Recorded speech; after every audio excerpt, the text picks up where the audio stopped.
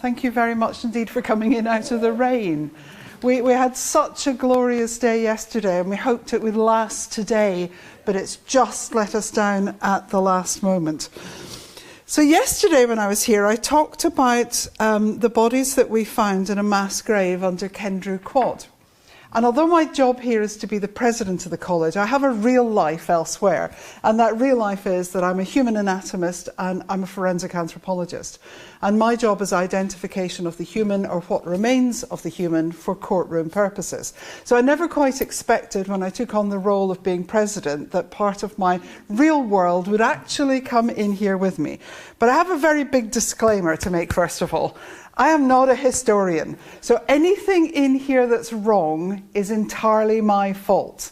I amateurly look at the information I can find online and in talking to my colleagues, but if the interpretation of it is wrong, it's entirely my fault. I'm a scientist, I am not a historian. I've been in the post for 2 years. This is me going into the 3rd year. And there have been 4 incidences where the anatomy and forensic anthropology has sort of come to the fore. The first one is the one I was talking to you about, which was the mass grave that was found in Kendrew, and those were Vikings. So it was a massacre in the year 1002. And we reconstructed the life of one of those individuals. And the stunning irony was that when one of our students did that ancestry.com thing, he linked genetically back to the Viking who died here in 1002. So I love coincidences, and that just seems a bit extreme. The second one was when we were renovating the buttery, which is at the end of the dining hall, we got a phone call that said, we've got a load of bones found. And you think, great, that's what I want a load of bones. And they turned out to be sheep, and they turned out to be lobster claws and oyster shells, and effectively it was everyone's dinner that they'd clearly thrown up into the rafters or whatever. So I didn't find anybody dead and human, I have to say, at the end of the buttery, and for that disappoints me. And the third thing was, I don't know if you've gone into the hall, but if you have, just on high table, there is a portrait of John Case, and in front of him is the skeleton of what looks like a child skeleton. And one of my areas of expertise is identification of the child. And so I did a report on that. I have to say, it's the most abysmal drawing of a skeleton I have ever seen in my life. And the artist should have been taken out and flogged for it, quite frankly. I hope he wasn't paid because he didn't deserve it. But the fourth one that came along was in relation to just the normal process of checking that the fabric of our buildings is intact. As you know, this is it's an ancient college, and we do want it to stand for another 500 years or more. And so we spend a lot of time looking at the buildings, and some of you may have met William White, who is our keeper of historic buildings. And he will maybe have talked to you about some of the renovation work that we do, but a lot of the work we do is really just upkeep. And the chapel is one of those areas. Now, the pointer doesn't work here, so bear with me. You will have seen, I hope, the passageway that goes through. I've noted David's just come in, so he will have finished his organ recital. I assume it went well. Of course it did. So the chapel is here and the hall is here. Now with William White, I learned something new. I love the fact that once I go around with our fellows, we learn something new. The windows tells you which part of that building is ecclesiastical and which part is pastoral. And I always thought that on the crenellations there, they just misjudged the passage. But apparently they haven't. The reason that that hierarchy is there on the crenellations is that because that indicates whereabout in the hall high table sits. I never knew that. I find that fascinating. Anyhow, that aside, we're going to look at the area of the chapel. And when you look at this drawing, which was done in 1675, you can see the start of the development of the college. This is St. Giles here. You came in through that front gate. I live in this building here, which is the President's Lodgings. The hall is here and the chapel is there. And the chapel is the most amazing building. It's a beautiful building. It's one when you go into it, there is such a sense, I think, of peace and calm. The beautiful east window facing east, so the sun comes in first thing in the morning, designed by Charles Kemp. The beautifully carved lectern, from 1773. The candlesticks at the back, again from the 18th century. And the floor is said to date back to the Restoration period. But most of the other features of the chapel were renovated during the 19th century. And the cross that you see at the end on the altar, that commemorates the 300th anniversary of the death of Archbishop Laud. It's a beautiful space. When David was playing the organ, he would have been right above where that photograph is being taken now, looking down to the east window. If we turn around, then we get a beautiful view of that organ that you would have played. And that was introduced there in 2008 by President Michael Scholar. And it's a beautiful organ with the most amazing sound to it, but very challenging to play, I believe, because of the nature of the organ. But that's probably as much as I'm going to go into, certainly with David in the audience, because I'll certainly look like an amateur. It's very showy. And it's not until you go down to the East End you turn round and it just hits you in the face, quite frankly. It's quite amazing. Anyhow, that's not what we're here to talk about. We're here to talk about the crypt. And I've spent my life looking at crypts and places where things get buried. So I have seen the good, the bad and the ugly of crypts around the world. So you have to understand that anybody else who went into the crypt wants it to be very tidy. When I go into the crypt, I want it to be a mess. I want coffins to be falling apart. I want to be able to bring people together and sort out the mess. So either I'm going to be happy at the end of this, or the other people are going to be happy at the end of this, because we want something very different. What we believe is that there are crypts underneath the whole length of the chapel. And the reason we believe that is when they were putting in this organ and the one before it, they dug some trenches down to either side, and they could see that there were alcoves, there were crypts, arched crypts down there, and they could pick out some identifiable bones. And those bones were put into a wooden box and they were buried back into the trenches. But nobody attempted to identify them. So my suspicion is that they will have started at the time when this chapel was very early in its use, of burying the individuals who were living here, probably in a sequential order, underneath the vaulted chapel. And then when an area was full, then what they've done is they've just bricked it over, and they'll use the next one. And when that's full, they'll brick it over and use the next one. So that by the time you get to the end of the use of the crypt, you're only going to see the last bit. You're not going to be able to walk through all the others, is my suspicion.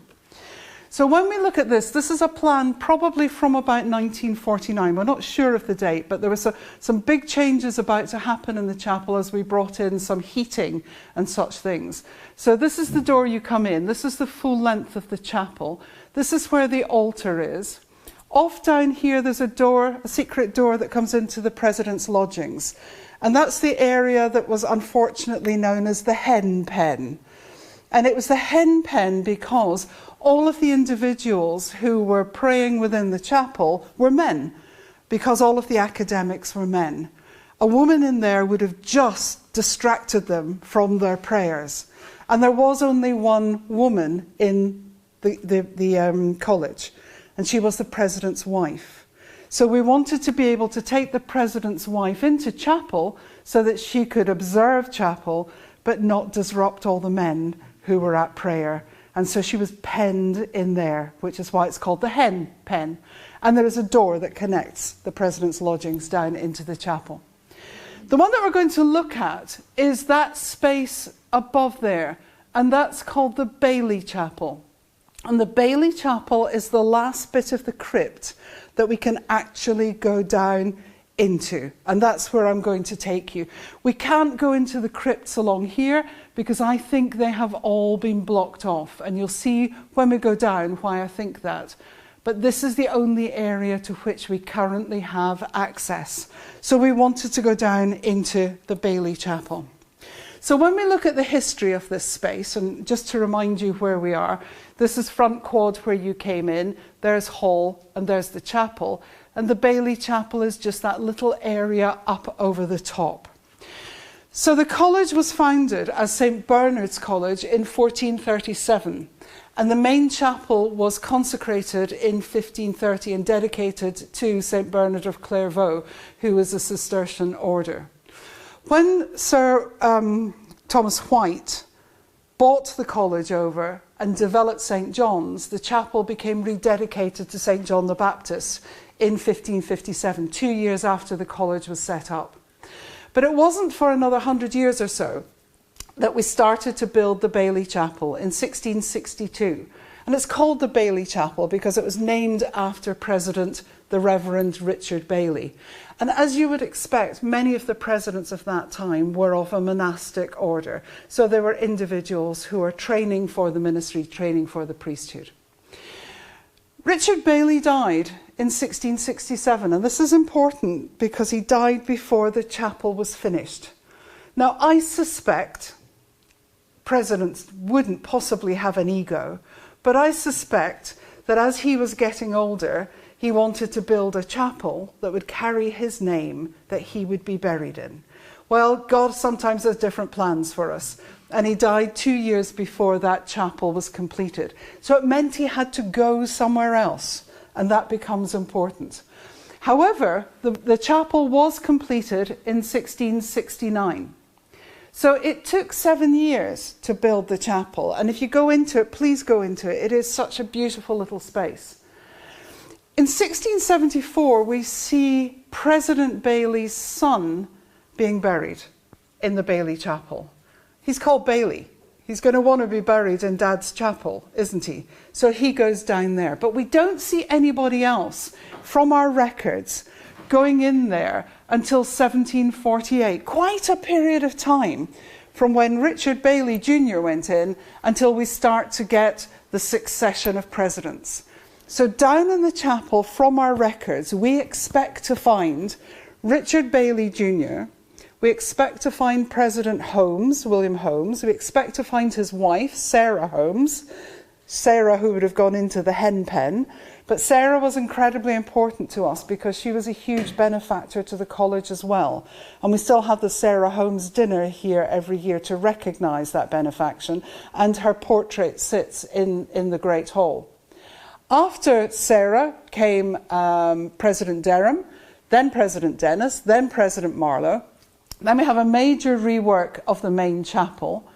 And then we have a reordering of the chapel in 1843 when the Baylie Crypt was opened. And we're not quite sure why it was opened because we haven't got any records that say it. But when the bursar went down, Pinkerton the bursar went down, he noted that the coffins of the Holmes, which was President Holmes and Sarah Holmes, were in a poor condition and that they be covered over. We had no idea what that meant for them to be covered over. In 1871, the last president went in, which was President Winter. And from our records, he was the last person. So we're expecting to find 7 people. If we have less than that, we have questions. If we have more than that, we have questions. But from our records, we're expecting to find 7. In 1949, which was that map, if you remember, there was a major refit done by President Lane Poole. And then the chapel wasn't opened again until 1996, when President Hayes opened it, because the president before him, President Southern, was of ill health, and he wanted to check out if President Southern wanted to be buried down with the other presidents, what was it like? Because when they were opening the crypt in 1996, it hadn't been opened prior to that since 1871. So it was a long time in which that crypt remained very quiet, very peaceful, and not in any way opened up.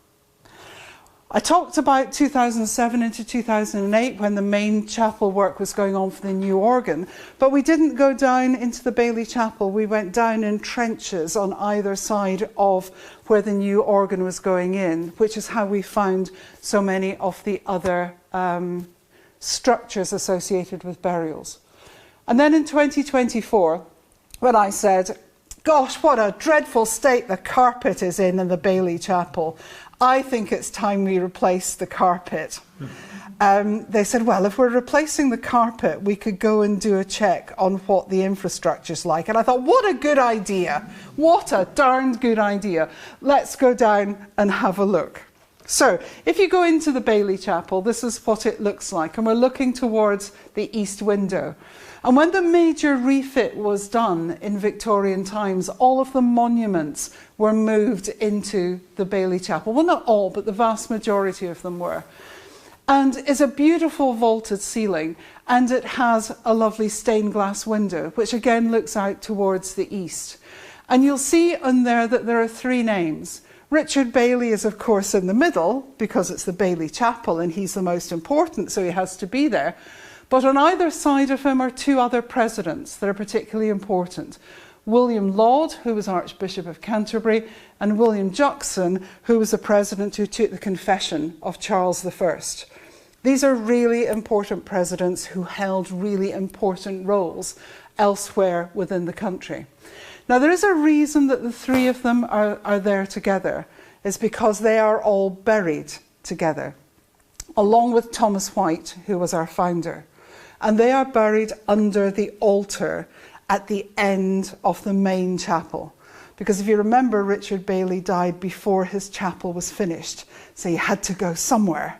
So they put him down with Laud and with Juxon and with White. He'd had a very big tomb made for himself. I did say there was maybe a little bit of ego going on here. And this was the tomb he had made. Now, in those normal circumstances, what you would find is the body would go into the base of the tomb. But of course, he'd been buried somewhere else. So we're assuming that's empty. We've never opened it. I don't think we want to, because you never know what you find. You've got to be able to be sure when you open something what you could expect. And here is Richard Baylie. So he's reclining, looking very thoughtful on a pile of books.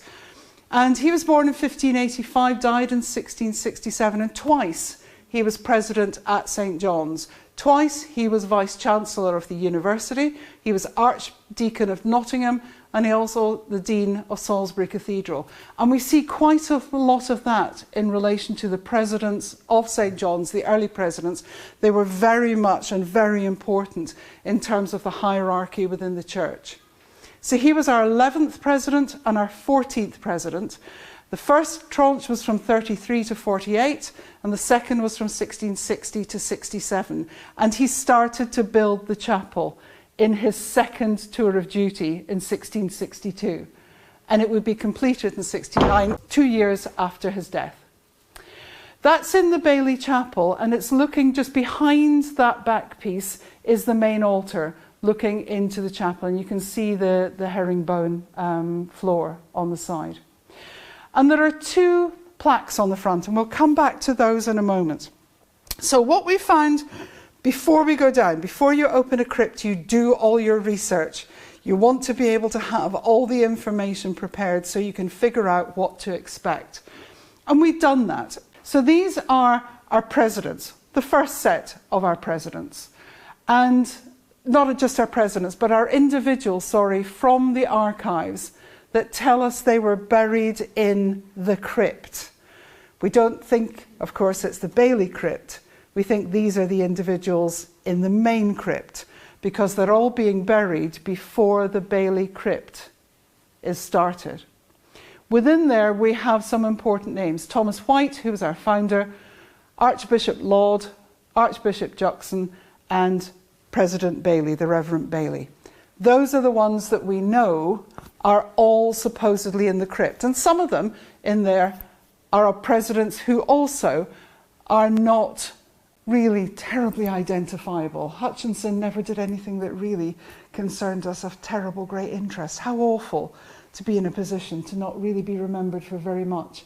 But it's interesting causes of death that we could find with things like plague, smallpox. I love this. This still exists at St. John's.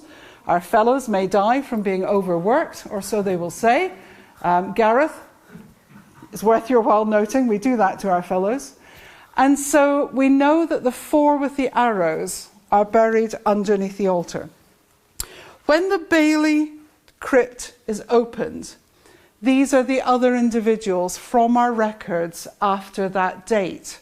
And the first one that you can see that goes in is, of course, Richard Baylie. And so Richard Baylie is in there. And he went in 1674, relatively shortly after the crypt the chapel was built. And when you look at the dates of death, you know, they are quite young. He was 39 years of age. We don't know what it was that he died from. But what's interesting is that space. Why do you have the space between when Richard Baylie went in at 1674 and those from the records that we expect to find there, the first of which is William Holmes? The reason is that there's probably still space in the rest of the crypt. And those people are not as important as Richard Baylie, because Richard Baylie was named after his father, which is why he went into the crypt. So all the rest, president or not, probably are in the main crypt underneath the main chapel. When that's full, then we can start to put some incumbents in with Richard Baylie. And these are the last ones that we see coming in relation to the Baylie Chapel. So these are the 7 in total that we expect to find. The 2 Holmes, Derham, Dennis, Marlowe and Winter, all presidents. The only female anywhere within there is Sarah Holmes, which makes her incredibly important for the college. Now, if we look at our presidents, not all our presidents, I'm delighted to say, end up in the crypts. Some of them do. And these are all of our 37 presidents. The last 4 in purple are all still very much alive, I am delighted to say. But the last president to be buried in St. John's was Winter. And we know that Winter went into the Baylie Chapel. Of the others, Hutchinson, we suspect is in the crypt. We know that Laud, Juxon and Baylie are under the altar. Levens and Delone are probably in the crypt. But from this point forward, these are the individuals who were in the Baylie Chapel, and lots of other presidents who, in turn, were not buried here. So there was a sort of pattern of why you were in the Baylie crypt and why you weren't, and a pattern grouping of those individuals who wanted to be buried in the college and those who went off somewhere else. If we go back to the front of the Baylie tomb, we see in Latin information about both of them.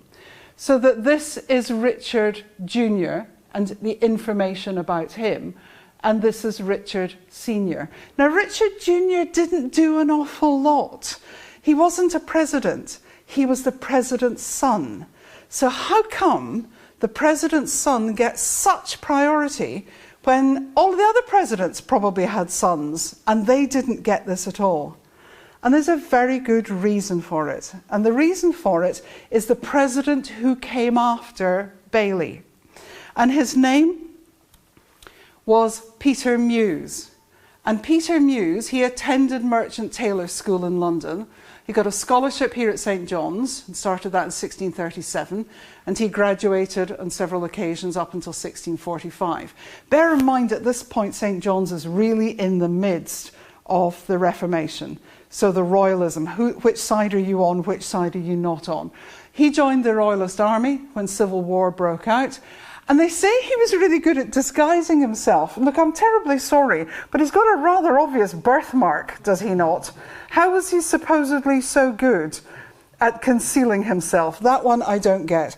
Because every portrait we have of Peter Muse, he has this very large birthmark associated with his left cheek. But they say he was terribly skillful at disguising himself, and he was tremendous use to the crown during the time when Oliver Cromwell was ruling. He became the 15th president of St. John's, but he married Richard Baylie's daughter. Keep it in the family. So that when Richard Baylie Jr. dies, his sister, Mary, persuades her husband, you need to appropriately deal with the death of my brother. And that's why Richard Baylie, we believe, was given such an honour, that he was given that plaque on the front of his father's tomb, and the fact that he was allowed to be buried in the Baylie Chapel. She wasn't going to put him in the crypt with everyone else. She wanted him to go into her father's crypt. He resigned from the presidency in 1673, and what's important was he was elected Bishop of Winchester, and the visitor for the college remains the Bishop of Winchester. For however long, we don't know, but right now, the Bishop of Winchester is our visitor. So there is a real sort of story going on in terms of the background of what we expect. We expect to find Richard Baylie. Probably we had expected to look a little bit different to the others because he went in so much earlier than the others. But we also remember that when they opened the crypt, Pinkerton had said the coffins of the Holmes were in a poor condition and they needed to be covered over. We didn't know what we meant to be covered over. Now, the next slide I'm going to show you, I need to explain a little bit. When you go into crypts, you don't know what the environment is like. There is no natural light. It is underground. There is no natural ventilation. Bodies were quite often buried in lead coffins. Lead oxidizes, and lead oxide is a poison. So at the end of the day, I can't let anybody go into the crypt without the proper training and the proper PPE. Never do forensic scientists look sexy. Never. But we're not interested in that. So this is not just about protecting ourselves, it's about protecting the environment that we're going into as well, to make sure that we don't introduce anything inappropriate. So I've got everybody in FFP3 masks, all fitted, because I don't want to have any respiratory problems with anyone. Now, hiding underneath all of here is William White, who is our keeper of historic buildings, yours truly, Elizabeth McFarlane, who is our chaplain, and Ian Stokes, who is our works bursar. And we couldn't have any more than that go down. We needed William to go down because we needed him to be able to see the structure so that he knew what it was about. I wasn't going to not go down. It was as simple as that. I was going to pull rank on everyone. Elizabeth, being chaplain, she needed to know what were the bodies like, what sort of conditions, because she has a responsibility for those that lie within the college grounds. And Ian Stokes is down there because this is his gig. He is checking out whether, in fact, the chapel, the crypt underneath the chapel is sound. Do we need to do any building work or do we not? When you go into the Baylie Chapel, right in front of you and to the left-hand corner takes you to the northwest corner.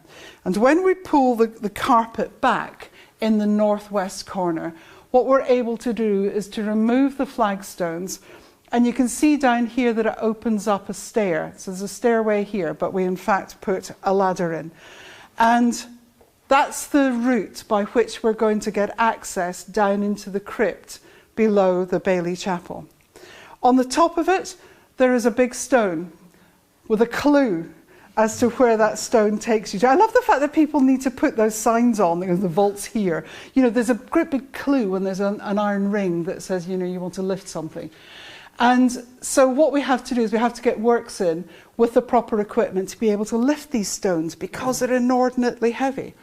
And what we also have is a map of those stones. So there's that major stone that has to be pulled out of the way, and we have to map all the other stones so that we can put them back in the right order.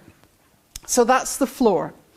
When you look down through, from the top looking down into the crypt, you can see the turn of the stairs happening there, and you can see the steps going down into the crypt. I promise you it was good health and safety. We sent somebody down to hold the ladder before we went down.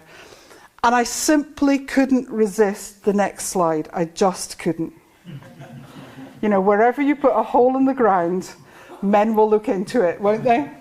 And so these were the chaps who were lifting the stones for us and were making sure that we had all the appropriate health and safety. When you come down into the crypt, at the other end of the ladder that we came down, these are the steps that take you in. Look at it. I mean, it's just so incredibly clean because it's been sealed. There's no contamination coming in there. That means there's very little air coming in there as well.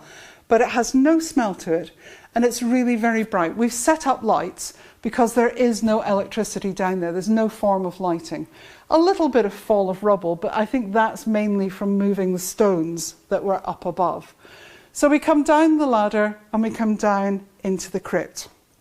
And what we're going to see is something that looks like this. So we've come down the stairs, we're going to have walls along either side, and then we're going to have two chambers.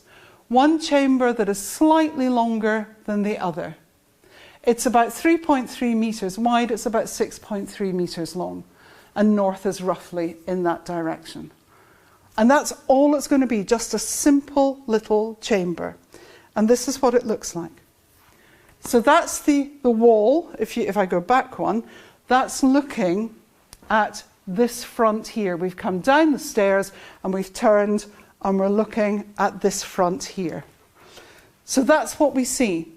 We've got a half vault that has two spaces in it.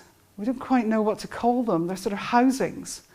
And we have 1, 2, 3, 4, 5 housings there.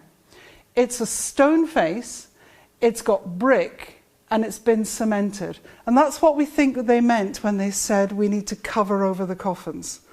So how disappointed am I that this is the best kept crypt I've ever seen in my life, and not a darned coffin or a bone to be found anywhere. Utterly gutted, can I tell you. Now, was there an intention to put a second dome on there? Possibly, but it never happened. But there was definitely an intention for something special. And I wonder when they were building that, did they think that's where Baylie would have gone? Was that the intention for him? Because you can see the recess, there was a door there, and you can see the attachments for a bar that would have held the door. It would have been his own little mausoleum in many ways. And whether this was intended for burial or not, we don't know. But the other presidents, when we didn't have room in the other crypts, eventually came in here.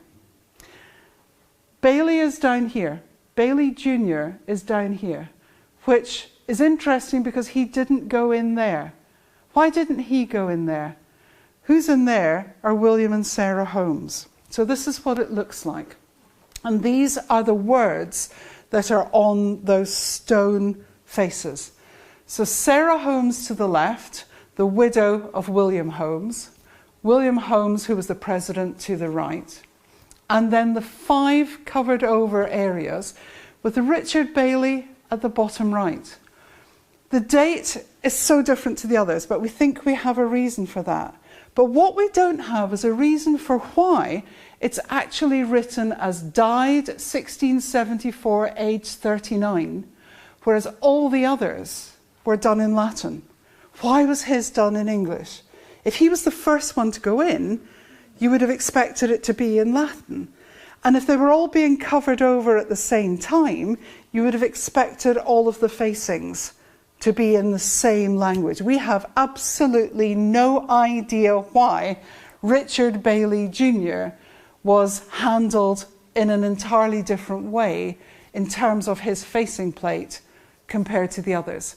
And certainly when you look upstairs in the monuments, all the monuments are in Latin. Why that was in English, it's not later, because if you look at it, I mean, it's got the same facings as the others. And that's where they're sitting. So Sarah, William, Richard in 1674, William Derham goes next to him, then Samuel Dennis goes up there, Michael Marlowe goes in there, and Philip Winter is the last. And oh, there's a space left, which is why it was opened by Hayes to see if there was room for Southern to go into. And there would have been room for Southern, but Southern decided, obviously, that he didn't want to be buried in the college. There would be no more space after that because the chapel would be full, the crypt would be full, unless you wanted to try and pop them up underneath there, but that's really not a very good idea. But why did they build such a high brick base for Sarah and William Holmes? Again, I've got no explanation for that at all. When you look at Richard Baylie's, it's also very different in that whereas Derham's comes down to ground level, Baylie's doesn't. It's actually placed higher up. Why not make them the same level? It really doesn't make an awful lot of sense. So Richard Baylie is a little bit of a thorn in our side because there's not that much that we really know about him, and he was definitely treated differently. Was he perhaps buried somewhere else and then exhumed and brought back here? Or did he go in here first? We simply don't know. We don't have the records. So who are these people? Here is William Holmes, and here is Sarah Holmes. And they're the two who are buried together. They had no family. He left his entire estate to the college. She left her entire estate to the college. And they were probably the single most largest benefaction after Thomas White, our founder, that the college was given. So they were incredibly important to us. And in the Baylie Chapel, you will see the monument to them. The very large part of the monument is, of course, to William Holmes, and the tiny little bit at the bottom is about Sarah Holmes. And so that was moved into the Baylie Chapel. And it's appropriate because their bodies are placed below. The other person who's in there is William Derham, and we have no portrait of William Derham. And I've never come across a situation where we have any president that we don't have a portrait of. Somehow he managed to avoid it, which is unusual because he left so much of his artwork to the college. So we have a great Derham collection, but we have no painting and no portrait of him whatsoever. And I suppose it's really rather awful that when you read about him, what you read about was his term of office was uneventful. And it may well be what I end up doing when I leave here as well. She was awfully nice, but her term of office was uneventful. I don't think that's necessarily such a bad thing. It sounds as if he spent his time on his own. So, you know, he was making neat transcripts of the college's earlier records. You know, antiquarian research was maybe his thing. Maybe he just liked to live quietly in the Laudian Library or in the New Library. He didn't marry, and rather than bequeathing his estate to us, he bequeathed it to his mother. That's maybe why we don't have a portrait of him, I'm not sure, but we don't. The other person who was down there was Samuel Dennis. And Samuel Dennis, he was an administrator rather than being an academic at the university. And he was elected president in 1772. He held the post until 95. But he was also Vice-Chancellor of the university. And again, this plaque is in the Baylie Chapel. This is Michael Marlowe, the other. He died in 1828. Again, another academic administrator from the university and a priest. A lot of our presidents came from merchant tailor school because we had a connection to the merchant tailor schools around the country. He came to St. John's. He was the 23rd president, and he was also Vice-Chancellor of Oxford. So there's quite a history of the presidents of St. John's becoming the Vice-Chancellors of the university as well. And his plaque sits in the Baylie Chapel. And then I think it's a really, really lovely portrait of Winter. I think he looks approachable in some ways. I don't know why, but I really like his portrait, and that sits in the hall. He was our 24th president, but he was one of the people who was terribly interested in organ music. And he had this chamber organ built in 1828 by James Bishop for Winter, and it was installed apparently into his private rooms at St. John's. When he died in 1871, the organ went somewhere. We lost records of it, but the records came back in about 1980s when it was found in the Netherlands. It was completely restored and is now in private ownership in Australia. But what I love is that when you look to the back of the organ, you can see the Reverend, the President, St. John's College, Oxford, 11 packages, whatever they were going. But that sits in Australia, and an organ that would have been in the private lodgings in St. John's associated with Winter. And he was the last person to go in. And there is his plaque. Philip Winter, President, and his date of death. And you can see that actually there is a different style goes on, because I think Philip Winter being the last person to go in, when they went in and covered over the rest, he actually came in after that. And so his facing plate is a little bit different. It doesn't explain Richard Baylie's, who was down there below. Some other interesting things that we found in the crypt is when winter would have gone down, there is no lighting down here, so tapers would have been placed in the walls. And this is the smoke from the tapers that had been placed in the walls when Winter's coffin was being placed into the chapel. Just really coarse gobbets of cement in the wall with a hole put in it so you could place the taper in it, and the soot marks that are left. It gives you an idea of the sort of height associated with them. So we're up close to 6 feet by the time we get to the top of those.